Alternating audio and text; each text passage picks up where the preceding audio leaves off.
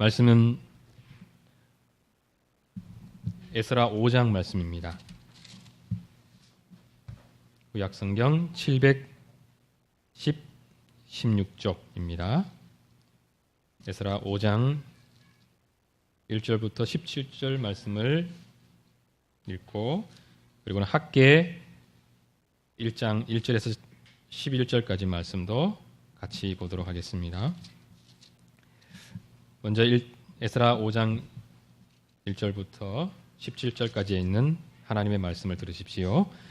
선지자들 곧 선지자 학개와 id도의 손자 스가랴가 이스라엘의 하나님의 이름으로 유다와 예루살렘에 거주하는 유다 사람들에게 예언하였더니 이에 스알디엘의 아들 스룹바벨과 요사닥의 아들 예수아가 일어나 예루살렘에 있던 하나님의 성전을 다시 건축하기 시작하며 하나님의 선지자들이 함께 있어 그들을 돕더니 그때 유브라데 강 건너편 총독 다뜨네와 스달 보스네와 그들의 동관들이 다 나와 그들에게 이르되 누가 너희에게 명령하여 이 성전을 건축하고 이 성곽을 마치게 하였느냐 하기로 우리가 이 건축하는 자의 이름을 아뢰었으나 하나님이 유다 장로들을 돌보셨으므로 그들이 능히 공사를 막지 못하고 이 일을 다리오에게 아뢰고 그 답장이 오기를 기다렸더라.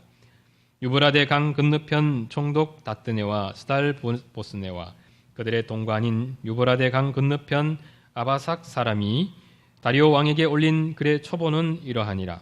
그 글에 일렀으되 다리오 왕은 평안하옵소서 왕께 아뢰옵나이다.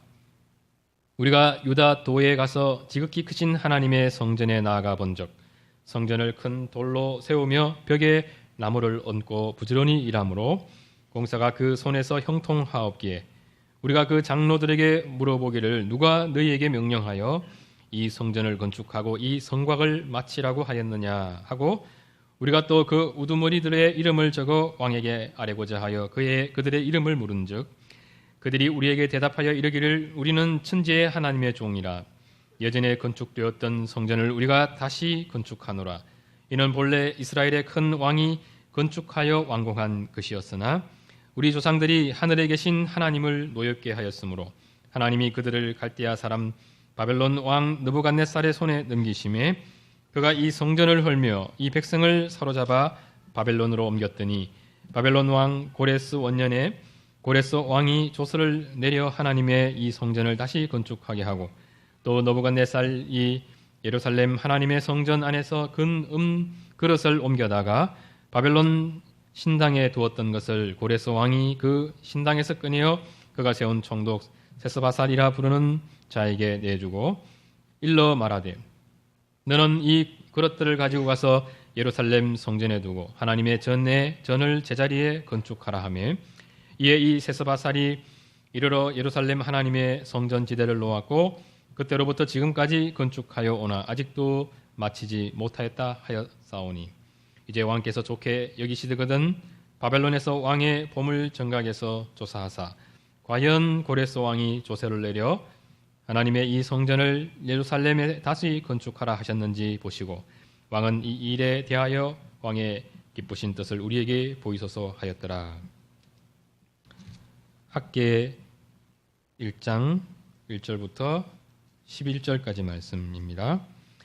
다리오 왕 제2년 여섯째 달 곧 그 달 초하루에 여호와의 말씀이 선지자 학개로 말미암아 스알디엘의 아들 유다 총독 스룹바벨과 요사닥의 아들 대제사장 여호수아에게 임하니라. 이르시되 만군의 여호와가 이같이 말하여 이르노라.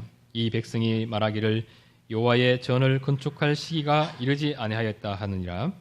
여호와의 말씀이 선지자 학개에게 임하여 이르시되 이 성전이 황폐하였거늘 너희가 이때에 판벽한 집에 거주하는 것이 옳으냐. 그러므로 이제 만군의 여호와가 이같이 말하노니 너희는 너희의 행위를 살필지니라. 너희가 많이 뿌릴지라도 수확이 적으며 먹을지라도 배부르지 못하며 마실지라도 흡족하지 못하며 입어도 따뜻하지 못하며 일꾼이 삭슬 받아도 그것을 구멍 뚫어진 전대에 넣음이 되느니라. 만군의 여호와가 말하노니 너희는 자기의 행위를 살필지니라. 너희는 산에 올라가서 나무를 가져다가 성전을 건축하라. 그리하면 내가 그것으로 말미암아 기뻐하고 또 영광을 얻으리라. 여호와가 말하였느니라. 너희가 많은 것을 바랐으나 도리어 적었고 너희가 그것을 집으로 가져갔으나 내가 불어버렸느니라. 나 만군의 여호와가 말하노라. 이것이 무슨 까닭이냐?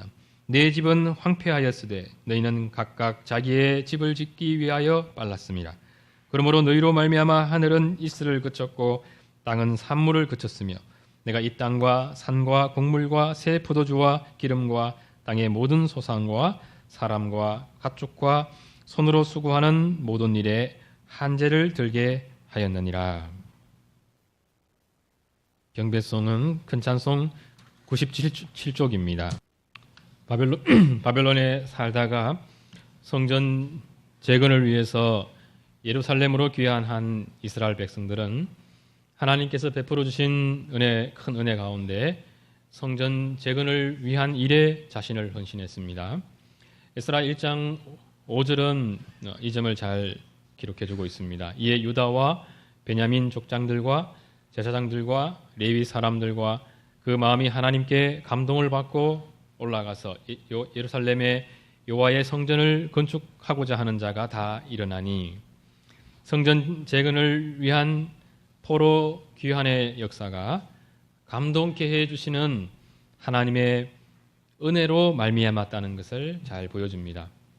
오랜 타국에서의 포로 생활 속에서 이스라엘의 마음은 많이 낮추어졌고 감동케 해주시는 하나님의 은혜에 적절하게 반응할 수 있는 정도의 영적 준비가 되고 있었습니다. 예루살렘으로 돌아간 이들은 가장 먼저 하나님의 제단을 만들었고 모세의 율법에 기록한 대로 번제를 드리게 됩니다. 그렇게 해서 하나님께 제사 드리며 예배 드리는 일이 회복되었고 기쁜 마음으로 주님께 헌신하는 일이 또 지속되었습니다. 3장 10절에서 13절을 보면 성전에 기초석을 놓으며 하나님께 예배 드릴 때에 이들이 얼마나 큰 은혜 가운데 기뻐하고 감격했는지가 잘 나타나 있습니다. 이제 가장 중요한 성전의 기초를 놓았기 때문에 성전 완공이 순조롭게 진행된다면 한 3년에서 5년 그 정도면 성전 완공을 기대해 볼 수 있습니다. 4장을 보면 성전 건축 사업을 사마리아 사람들이 돕고자 했습니다. 이들을 통해서 더 많은 인적, 물적 자원이 공급되게 된다면 성전 완공 시기를 당길 수도 있을 것입니다.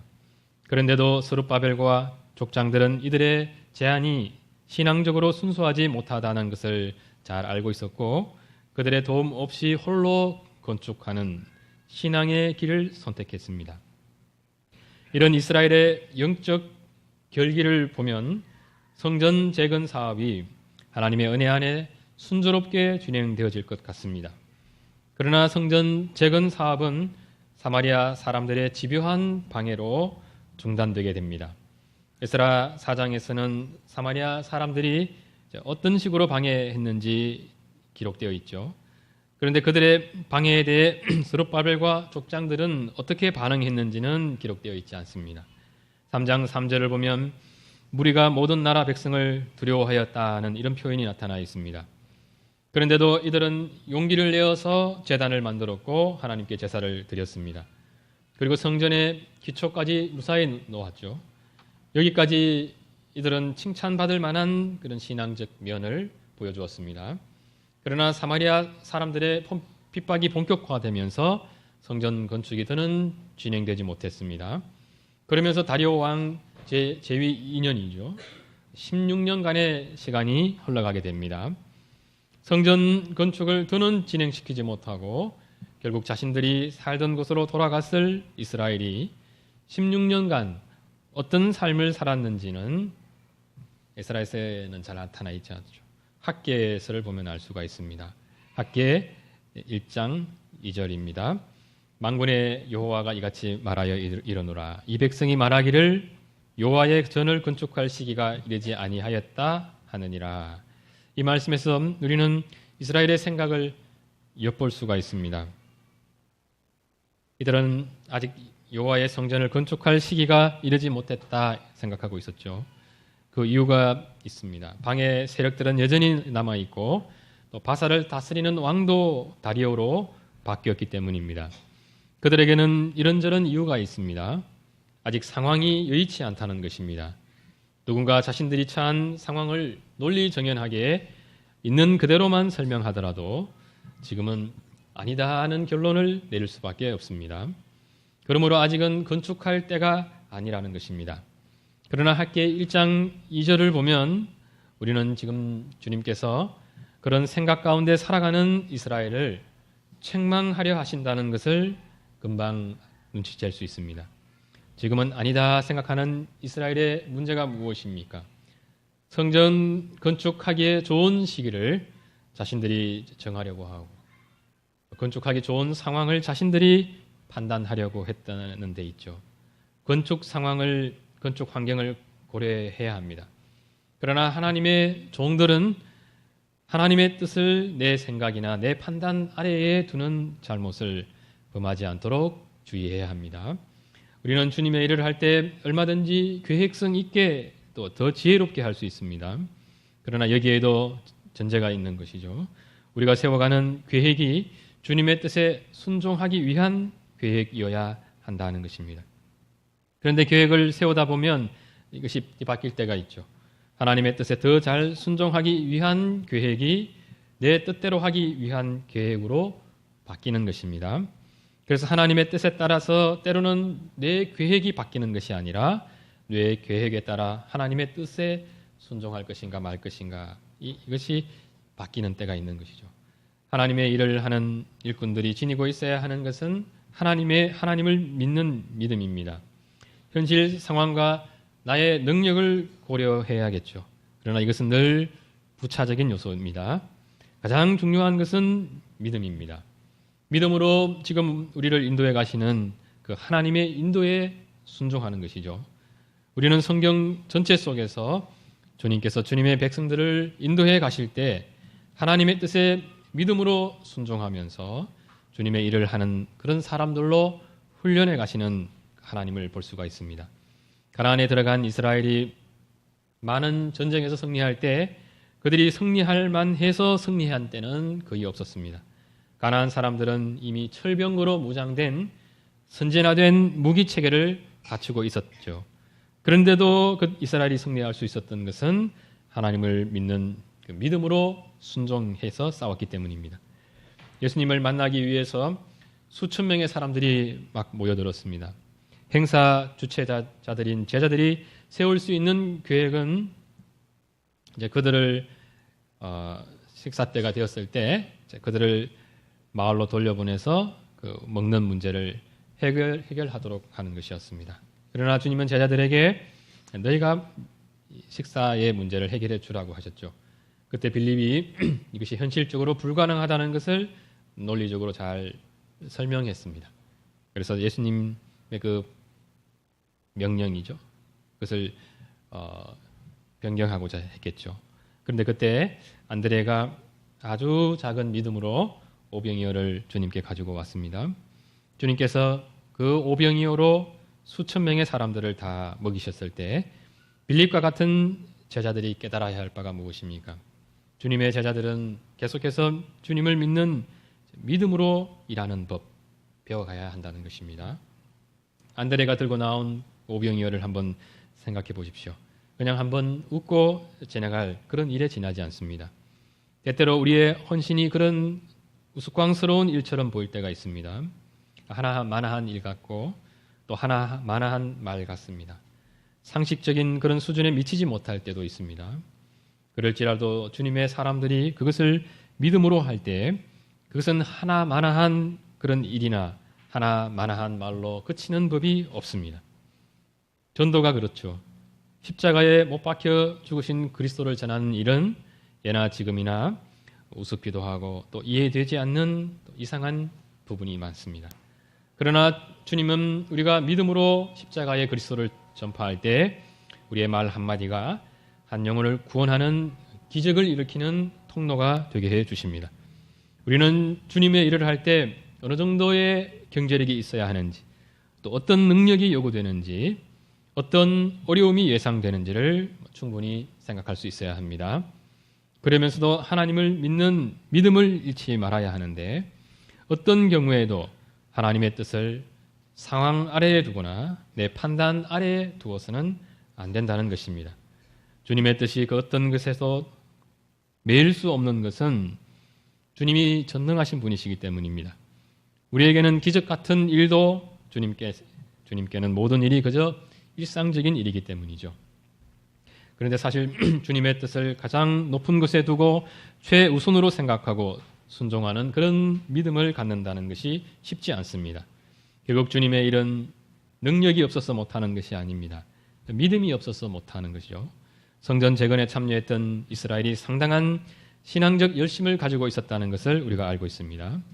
그런데도 그들이 16년간의 호송세월을 보내고 있었던 것은 상황이 여의치 않아서가 아니라 상황을 이겨낼 수 있는 믿음이 없었기 때문입니다. 그들은 열국 백성을 두려워하는 마음을 한 차례 이겨내고 주님의 뜻에 순종했습니다.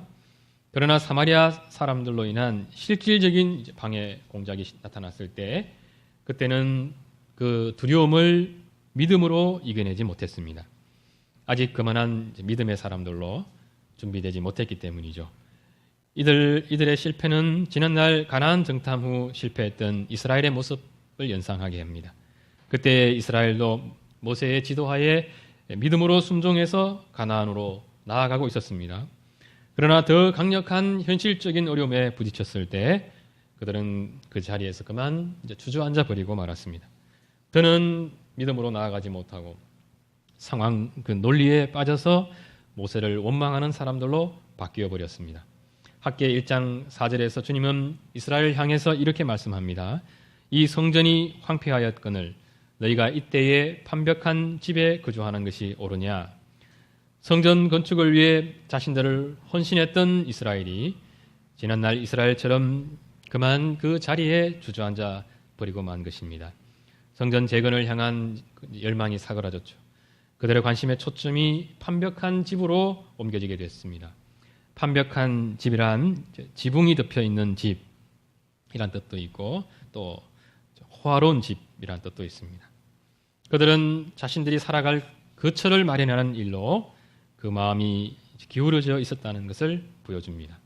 예수님은 제자들에게 너희가 무엇을 먹을까 무엇을 마실까 염려하지 말라고 했습니다. 그것은 하나님을 믿지 않는 사람들이나 하는 일이라 했죠. 그러면서 너희는 먼저 그의 나라와 의를 구하라 했습니다. 그 일을 위해서 신자들은 자신의 삶의 거처를 마련하는 일에 힘쓸 수 있습니다. 그런데 이것이 뒤바뀔 때가 있는 거죠. 무엇을 먹을까 마실까 입을까 염려하느라 주님의 뜻에 순종하는 것을 뒤로 미루는 것 혹은 잊어버리는 것입니다.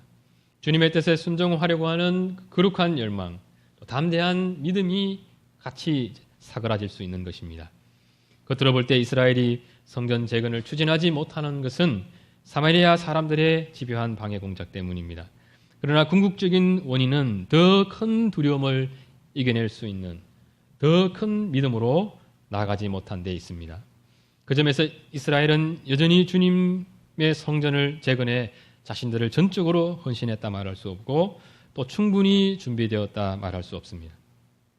결국 16년간이란 시간은 지난날 이스라엘이 40년간 광야를 맴돌며 주님으로부터 훈련받았던 그 기간과 다르지 않습니다. 이 기간 동안 이들이 경험한 바가 학계의 1장 6절에 잘 나타나 있습니다. 너희가 많이 뿌릴지라도 수확이 적으며 먹을지라도 배부르지 못하며 마실지라도 흡족하지 못하며 입어도 따뜻하지 못하며 일꾼이 삭슬받아도 그것을 구멍 뚫어진 전대에 넣음이 되느니라. 주님으로부터 이 말씀을 들을 때 이스라엘은 아마 얼굴이 화끈거렸을 것입니다. 성전 건축을 하지 못하는 상황에서 자신들의 판벽한 집을 챙기는 것은 아주 자연스러운 일입니다. 그러나 그 속에는 하나님의 성전 건축에 대한 거룩한 그 열망에서 멀어진 만큼 이 세상에서 또 잘 먹고 잘 살기 위한 그 탐욕의 요소가 같이 자라가고 있었습니다. 학계 1장 9절에서 주님은 그들에게 내 집은 황폐하였으되 너희는 각각 자기의 집을 짓기 위하여 빨랐다고 그들의 죄악을 지적했습니다. 물론 주님은 처음부터 그것을 지적하지 않으셨습니다. 그들이 살고 싶은 대로 살게 이제 내버려 두셨죠. 가고 싶은 대로 가도록 내버려 두셨습니다. 그렇게 16년을 영적으로 호랑방탕하게 살아가면서 이스라엘이 경험한 바가 무엇입니까? 많은 것을 바랬지만 얻은 것이 별로 없습니다. 많이 뿌렸는데 거둔 것이 또 없습니다. 풍족히 살고 싶은데 여전히 빈곤 가운데 살아가고 있는 것입니다. 세상 사람들은 그 정도 땀 흘리고 일하면 원하는 만큼 축적하고 나름 만족하며 살아갑니다. 이스라엘도 이제 그렇게 살만한 때가 그만한 시간이 흘러갔습니다. 그런데도 땀 흘리고 수고한 만큼 열매를 맺지 못한 삶이었습니다. 하는 일마다 잘 안 되는 것도 그것이 일관성 있게 나타나게 될 때 그것도 또 기적이죠. 삶이 잘 안 풀리는 그런 기적 같은 일을 16년간 경험하면서 하나님께서 선지자 학개를 통해서 말씀하실 때 이스라엘은 그 말씀을 인정할 수밖에 없었습니다. 주님의 뜻대로 사는 삶에서 벗어나서 무엇을 먹을까, 무엇을 마실까 염려하지 않고 잘 살아갈 수 있으리라 생각했는데 막상 살아보니 그게 아니더라는 것입니다. 아마 처음에는 좀 운이 나빠서 그랬다고 생각했겠죠. 그 다음에는 내가 게을러서 그런가 아닌가, 내가 능력이 없어서 그런가 보다 그렇게 생각할 수 있습니다. 그래서 또 열심히 일도 해보고 또 배워서 하려고 합니다. 그런데도 계속해서 내 뜻대로 되지 않을 때 신자들은 마지막 순간에 하나님을 이제 생각하게 됩니다. 하나님 눈치를 보게 되죠. 나의 죄악을 또 생각해 보게 되고 내가 가는 길을 막으시는 하나님의 손길, 하나님의 징계를 돌아보게 됩니다. 주님은 이스라엘 백성들에게 아주 분명히 말씀하셨습니다. 학개 1장 9절 내가 이 땅과 산과 곡물과 새 포도주와 기름과 땅의 모든 소산과 가축과 사람과 가축과 손으로 수고하는 모든 일에 한재를 들게 하였느니라. 냉해를 입게 하신 거죠. 일상 속에서 경험하는 이런 하나님의 징계를 통해서 하나님의 백성들이 깨닫는 바가 무엇입니까? 차라리 그냥 하나님 뜻대로 사는 것이 낫겠다는 것입니다. 주님의 낯을 피해 사는 것보다 주님 앞에 사는 것이 낫다는 것입니다. 설사 죄 중에 있다 하더라도 주님으로부터 달아나는 것보다는 주님께로 더 가까이 나아가는 것이 더 낫다는 것입니다. 그것이 덜 고생하는 길이고 또 덜 힘들다는 것을 또 이렇게 고생하면서 배우게 되는 것입니다. 이들은 이제 무엇을 아는 사람들입니까?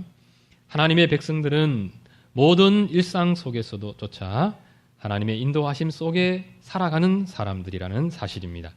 하늘의 이슬을 그치게 하시고 땅이 산물을 내지 못하게 하시는 하나님의 전능하심을 경험한 신자들은 주님이야말로 우리 인생들이 가장 두려워해야 할 왕이신 것을 깨닫게 되죠.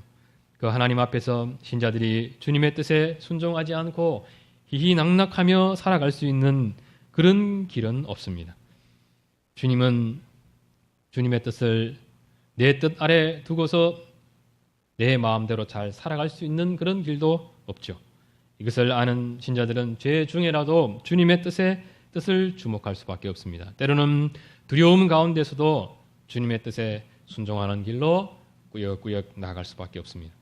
학개 선지자를 통해서 주님의 말씀이 선포되었을 때 이스라엘의 반응이 학개 1장 12절에 잘 나타나 있습니다. 이스라엘 백성이 다 여호와를 경외했다 했습니다. 주님의 책망의 말씀이 정녕 그러하다는 것을 지난날 16년간의 삶의 경험을 통해서 인정할 수밖에 없었고 참으로 두려운 마음으로 주님의 뜻에 순종해야 한다는 것도 그들이 고백할 수밖에 없었습니다.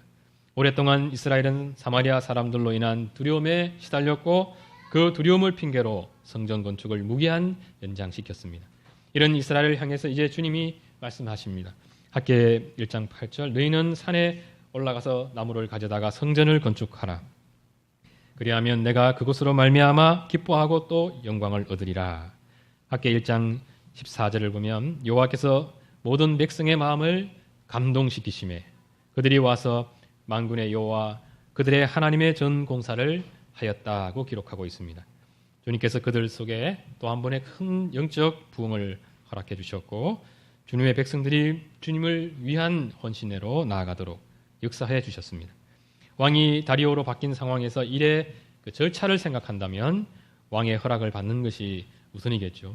그러나 스룹바벨과 대제사장 예수아가 생각한 바가 무엇입니까? 지금 다리오 왕의 명령이 중요한 것이 아니라는 것입니다. 지금 즉각적인 성전 재건을 명령하시는 하나님의 명령에 순종하는 것이 가장 중요하다는 것입니다. 스룹바벨과 예수아가 주님의 뜻에 순종하기 위해서는 결국 자신들의 그 목숨을 걸어야 합니다. 다리오 왕이 끝까지 안 된다 하면 그 왕의 명령 없이 진행했던 이들의 죄는 사형에 해당됩니다. 그런데도 이들이 성전 건축을 다시 시작한 것은 결국 하나님을 믿는 믿음 때문입니다. 순종하지 않았을 때 잘 살지 못하게 했던 하나님이지 않습니까? 그 하나님께서는 순종할 때 또 잘 살게 할 수 있는 하나님이시죠. 주님의 백성들은 죽고 사는 것이 결국 하나님의 손에 달려 있습니다. 신자들은 주님의 뜻에 순종하면서도 주님의 살아계심을 체험하고 또 믿음이 자라지만 때로는 주님의 뜻에 불순종하면서도 주님의 살아계심을 체험하고 믿음이 또 자라가는 사람들입니다. 그것을 보면 결국 우리는 신앙생활을 잘 할 때나 못할 때나 하나님의 손 아래 살아가는 사람들임을 고백하게 됩니다. 결국 영광을 받으시는 분은 하나님이십니다. 우리는 탕자의 비유에서 결국 아버지를 떠나 아버지를 더 사랑하게 된 그 탕자의 모습을 보게 됩니다. 탕자가 칭찬받을 만한 것은 하나도 없죠. 그런데도 해피 엔딩이 가능한 것은 탕자를 향한 아버지의 큰 사랑 때문입니다. 하나님의 역사 속에 살아가는 신자들은 이 점을 잊어서는 안 됩니다. 우리는 때때로 충성을 다하며 헌신할 수 있습니다. 더 큰 믿음으로 또 일할 수 있죠. 그러할지라도 자랑할 것이 없습니다. 또 때로는 이스라엘처럼 자신의 완벽한 집을 세우는 데만 빠져서 살아갈 수 있습니다. 믿음이 없어 두려움에 시달리고 또 주저앉아 있을 때가 있습니다.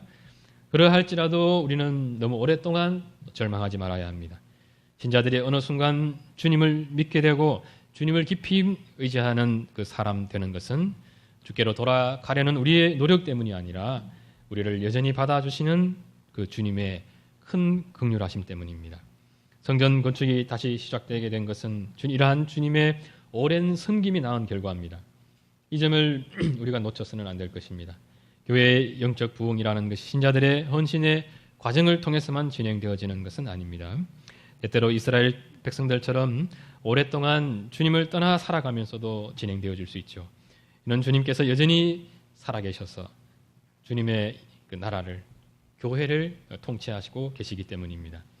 이러한 주님의 주권을 알고 깊이 인정하는 그 신자들의 반응, 그 반응은 어떠해야 하겠습니까? 주님이 알아서 하시기 때문에 내 멋대로 하는 것이 아니죠. 참으로 주님을 두려워하는 그 신앙으로 나아가야 합니다. 주님은 신자들이 거룩한 삶을 살기 원하시고 또 담대한 믿음으로 주님의 뜻에 순종하는 사람들로 살아가기를 바라시는 분이십니다. 이러한 주님의 뜻을 나의 좁은 그 소견 아래 두어서는 안 될 것입니다. 에스라 5장 3절을 보면 유브라데강 건너편 그 총독 다뜨네와 스달 보스네와 그들의 동관들이 나와 성전 건축 사건을 조사하기 시작했습니다. 그리고 그 일을 다리오에게 자세히 보고하고 답신이 오기를 기다리고 있었습니다. 5장 5절을 보면 하나님이 유다 장로들을 돌보셨다고 기록하고 있죠. 성전 재건을 명령하신 하나님께서 이스라엘을 친히 보호하고 계셨습니다. 6절부터 17절까지는 다리오 왕에게 어떤 내용으로 보고되었는지가 그 내용이 기록되어 있습니다. 내용을 보면 마치 한 편의 설교를 듣는 것 같습니다. 과거에 대한 역사의 진술들을 보면 철저히 하나님을 중심으로 쓰여져 있다는 것을 알 수 있습니다. 하나님께서 이스라엘을 바벨론 왕에게 넘기셨고 하나님이 느부갓네살 왕을 통해서 성전을 허물어뜨리셨고 하나님께서 이스라엘을 바벨론의 포로가 되게 하셨다는 것입니다. 이러한 부분에서 우리는 당시 성전 재건을 주도했던 그 리더들의 신앙적 담대함을 엿볼 수 있습니다. 모든 주권을 하나님께로 돌리는 모습, 하나님의 살아계심을 선포하는 모습이 잘 나타나 있습니다. 우리 교회들이 잘 본받아야 할 모습이죠. 같이 기도드리겠습니다. 걸어가신 하나님 아버지, 우리도 혹 주님의 몸된 교회를 세우기 원하시는 그 주님의 뜻을 뒤로 미루고 완벽한 집에 우리 시선이 머물러 있지 않은지를 돌아보게 됩니다. 주님은 이스라엘 백성들에게 너희는 너희의 행위를 살피라고 하셨습니다. 우리에게